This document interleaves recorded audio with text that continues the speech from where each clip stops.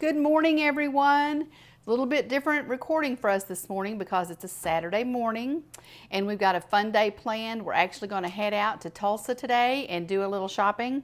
But I wanted to get this cheesecake done so that it'll be ready for tonight when we get home. We just have a couple of specific things that you'll need for this. You do need to have a springform pan. These are easy to find and you can get them at Walmart or you can get them at any kind of a Williams-Sonoma or any place like that. They're going to have these. So you need a springform pan. All that's going to do is going to allow you to be able to take the bottom out when your cake is done. So let me set that down so I can hook it back up. Springform pan. I love cheesecake.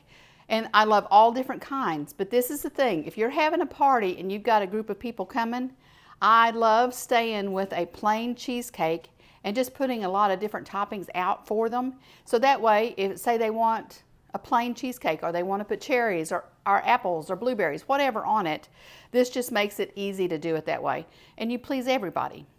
This is a basic, simple Philadelphia cream cheese cheesecake. It's the one that comes in the package. So I figure you can't go wrong. They know cream cheese. So we're going to get started. I'm going to get started with my cream cheese because you have 4 bricks of it, 4 8-ounce bricks, and it has to be room temperature because if it's not, it is not going to mix up and you'll have a lumpy cheesecake and you don't want that. So we've got all 4 of those in. And in that is going a cup of sugar. So I'm going to put that in before we start mixing. And that's going to make us a little noise. But it's something that it's got to get mixed up. And really, there's only one other ingredient or 2 ingredients we're going to add to this. So we've got to deal with that. So let's come over here and let me make our crust. Same thing's true here. Just a few simple ingredients. Let me grab my sugar. We have a cup and a third of graham cracker crust. All I've done is I've taken my graham crackers and put them in here in a Ziploc bag and just broke them up with my rolling pin. Just because if I was going to be working in the kitchen all day, I probably would have brought out my food processor to break these up. But they did just fine. You know, they're very small. They did great. So I'm going to pour that in a bowl. I have a third a cup of melted butter that I'm going to put in there. And then there's just 3 tablespoons of sugar. This is going to make our crust. So let me get that all mixed together.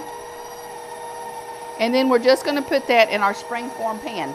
This is coming along great. It's just about ready for me to add those eggs.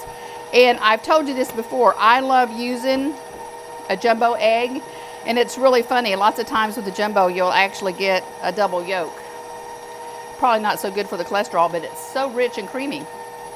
So that is done. Let me move this out of the way. And pour our crust in here. You don't pre-cook this or anything. You just get it all good and spread out. Make sure you get all that yumminess. I have a measuring cup that's going to help us to smooth this all out.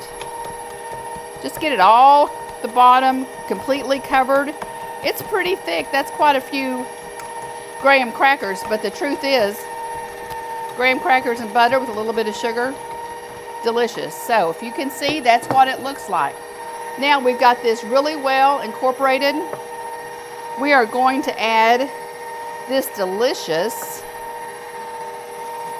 it's Madagascar bourbon vanilla bean paste. It's delicious. I could eat it with a spoon, but I won't. So in this is going to go let me just double check and make sure how much I'm putting in here. Well, I don't see.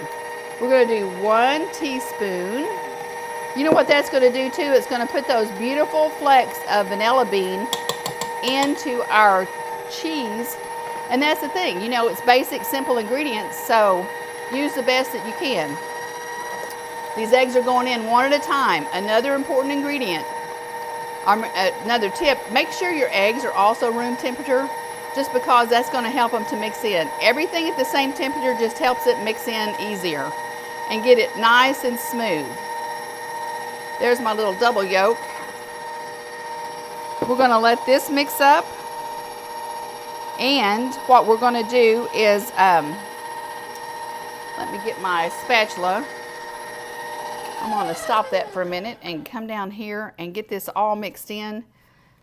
These mixers are awesome and they do a great job, but you know, you have a little bit along the edge that you got as it started mixing in. You just got to get that all away from the edge so it can be incorporated in. Isn't this fun? This is so simple, so easy, and I'm promising you it's a showstopper. You're going to love it, and so will everyone else. So let me mix this up just a little bit more. I'll tell you what we're going to do from that point. As soon as this is mixed up, treat this like liquid gold, people.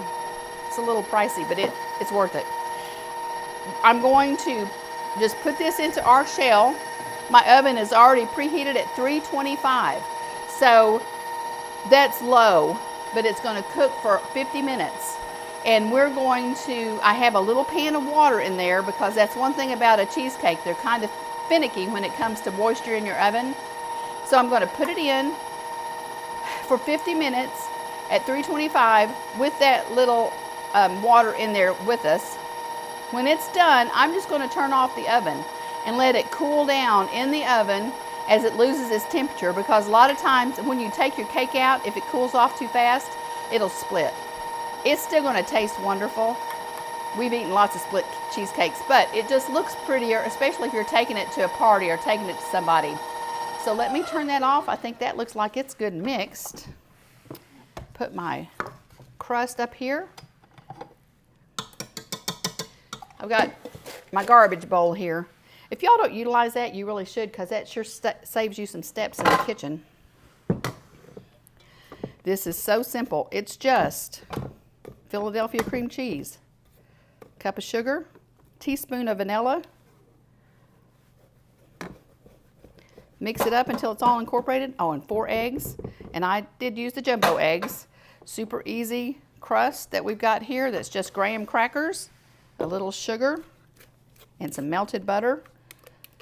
Nothing can be wrong with that.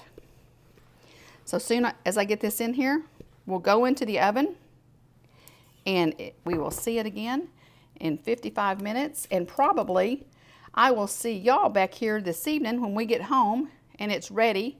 We'll set up a little bar that's got some toppings on it so you can see exactly how we would serve this.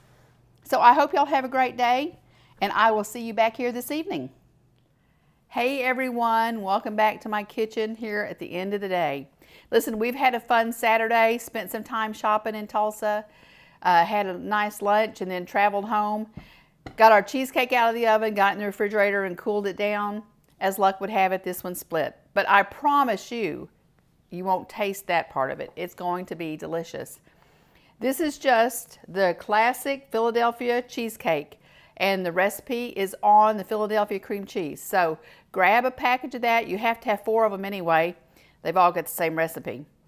Anyway, and don't forget, if you can, try to grab some of this Madagascar bourbon vanilla bean paste. Look at the delicious little flecks all in my cheesecake. That's just the vanilla beans.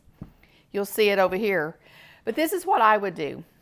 Because we've made a plain cheesecake, that still would be a delicious addition to any dessert table. And you can make it so that people can make it just what they want. What I've done today is I've got some cherries and I've got some blueberries. You could have chocolate or, you know, anything that you might want on your cheesecake. That way people can pick and choose. So that's what we've done. This is a delicious thing to have in the refrigerator. We'll eat off of it all week if we don't share it with somebody. But give this recipe a try, see what you think, and enjoy.